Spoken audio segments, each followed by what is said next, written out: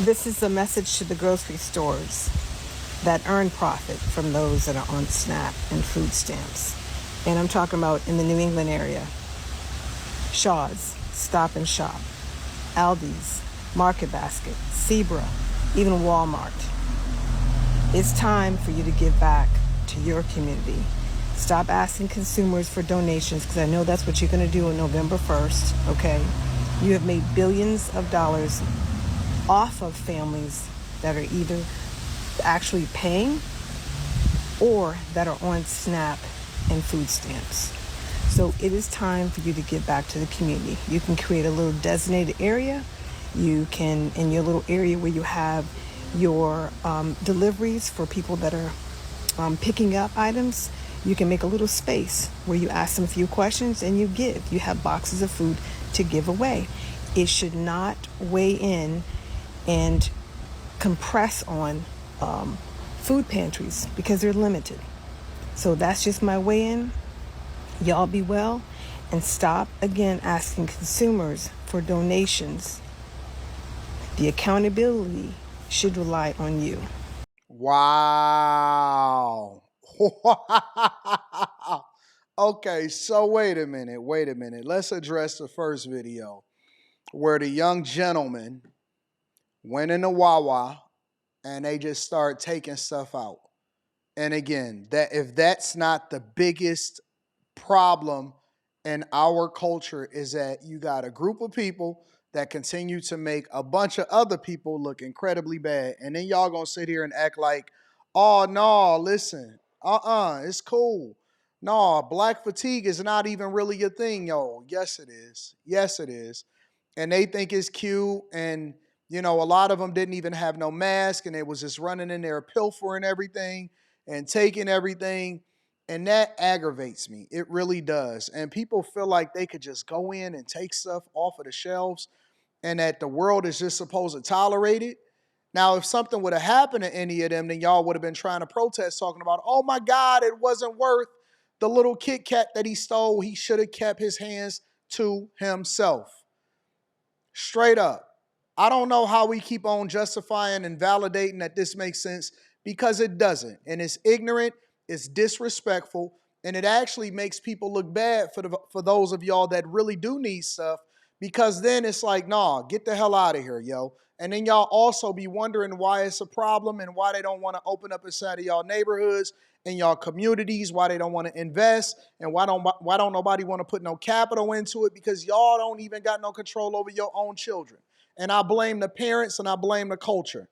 I blame y'all for continuing to promote and say that this is cool because now that it's going viral, now y'all starting to look bad. And if I was the parent of one of those kids that was sitting up there running out and stealing and taking stuff, man, I don't play that nonsense. I wish I did see my daughter do some stuff like that. I crack. Let me just be out. Let me be quiet on that type front. Because that ain't even a part of this. I don't even like to put that type of energy on my family and on myself. That's just so disrespectful. People are spending their hard-earned dollars, whether it's a corporation or not. It ain't yours. It ain't yours, and you don't deserve to just go in there and take somebody else's stuff. And it's disrespectful, and ain't nobody gonna sit here and say nothing about it, but everybody is just gonna be cool about it, and ain't nobody got nothing to say. So that's number one. The second thing is I adamantly, 100% adamantly disagree with what this woman is saying. And not because it's a possibility that the grocery stores can afford it, because number one, most grocery stores can't afford it. It's the reason why Kroger was trying to merge with another grocery store because they're so up to their eyeballs in debt. And if you actually understand how money works and you understand the grocery market, you'll know that Walmart sells 25% of all groceries inside of the United States of America, but then they lean on the other stuff that's in the store, the higher ticket items, the home goods, and all of that other type of stuff, depending on what the margins are and if people is just really still in the blindest side of the whatever community that they're in. But they depend on that in order to make sure that they can actually have a decent amount of sales and that they can turn profitable because the margins in grocery stores are slim. Now, I don't know why y'all don't understand this. I don't know if y'all was just marketed to because of the Kamala Harris campaign last year, and she was talking about price gouging and grocery stores and all of this stuff. I don't know if that's a thing for y'all. But let me just help you to understand something. The margins are razor thin in grocery stores.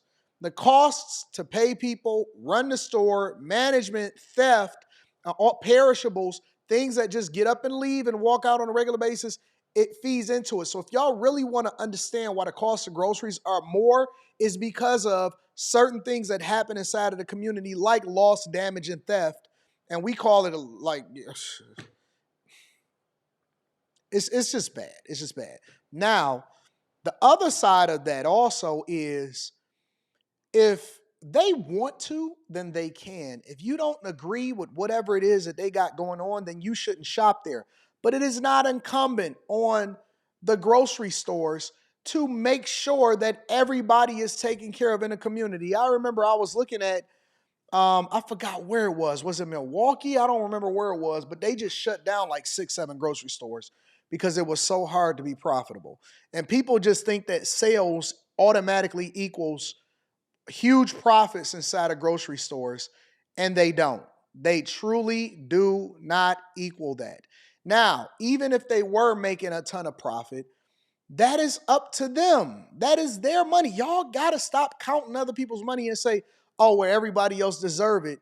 The fact that people feel as though they deserve food stamps in the first place, and again, you talking to a person that contributes, you talking to a person that gives away at least $10,000 every single month in cash.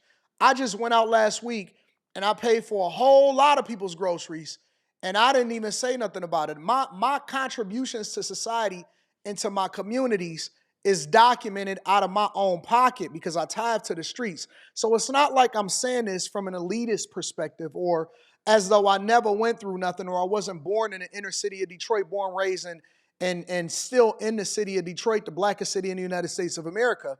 I'm saying it from a perspective of, you can't tell somebody else or any other corporation what to do with their money or their food or their resources or anything like that. What we need to be having a conversation about is, how come people have tied themselves so far to the government that now they're going to sit here and tell us and complain that, oh my God, I can't believe it, that the government is not feeding me and my children. Why are so many people having children out of wedlock? How do we create a society to where we can't actually live, work, and play and depend on ourselves, and we had to become interdependent on a bunch of people paying their taxes towards other people getting social services?